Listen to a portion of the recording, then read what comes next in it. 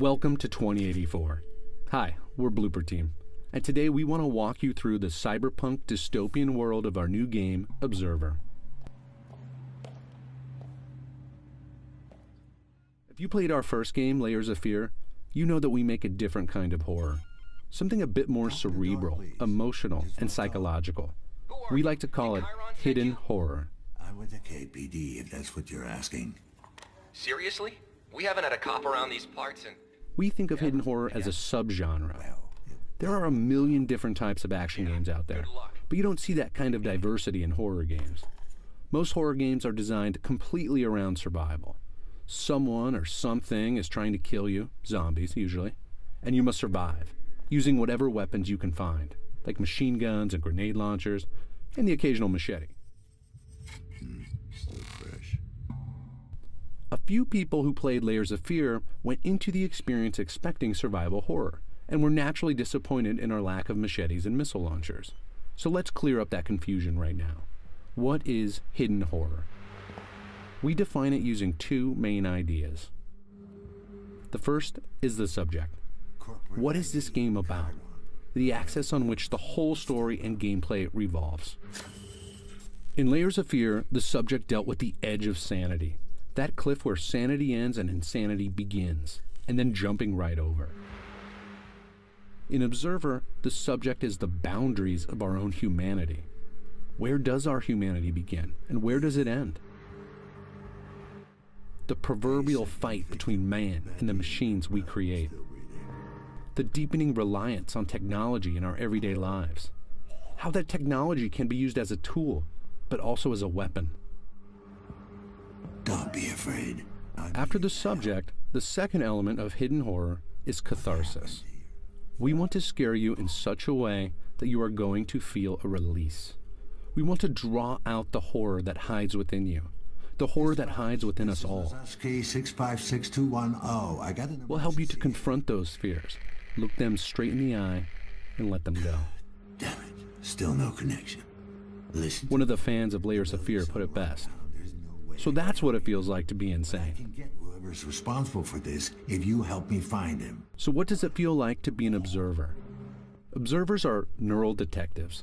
They have the authority to hack people's minds and relive their memories as a way to solve crimes. The device on Dan's wrist is the DR3AT, or as it's known to observers, the Dream Eater. The Dream Eater is what allows Dan to hack into people. The idea of inserting yourself into the mind of another is just one of the ways we test the boundaries of humanity, the boundaries of the individual. If someone is inside your head, are you in fact you anymore?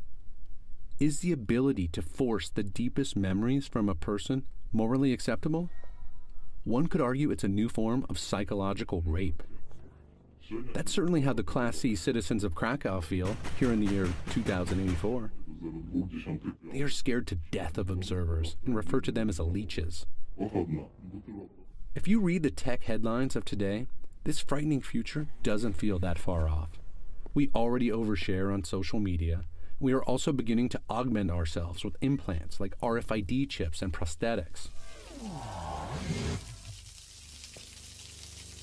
Has technology changed you? Are you being influenced without being aware of it?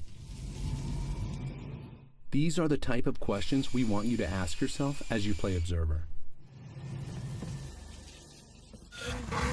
One of the reasons people enjoy horror, enjoy nightmarish monsters scaring the daylights out of us in movie theaters around the world, is that it relieves tension.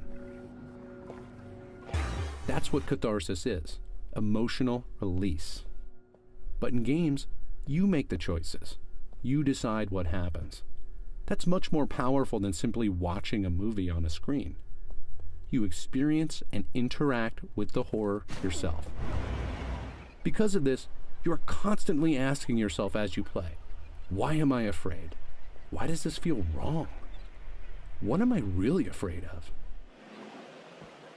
In this dystopian future, if you really stop and think about these questions, you'll experience what we like to call Catharsis 2.0. This is a release from fears you didn't even know you had. That's some next level catharsis right there. Is it morally acceptable to hack a person's mind?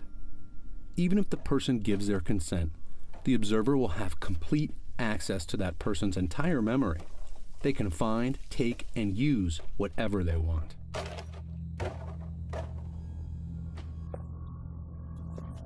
These memories are a private part of this man's life.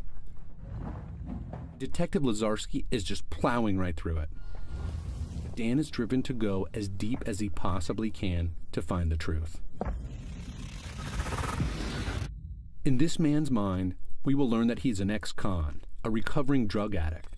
So we will see the bars of his mental prison he has created for himself, the chains of addiction that hold him back. Some people may rush through this and not notice. But those of us who stop and think about what we are seeing will experience something quite a bit more nuanced and layered. Everything is a symbol. Everything has meaning. The question is, what does it mean to you? At its heart, Observer is a mystery, and you will no doubt have a lot of questions building up as you play. These are your questions. If you stop and think about them, you may find your own answers, and maybe even a bit of release. That's the kind of horror we want to make at Bloober Team. That's hidden horror. Thanks for watching. We'll have a lot more Observer to share with you soon, and we can't wait for you to play Observer for yourself when it releases later this year. Until then, ask yourself, what would you do if your fears were hacked?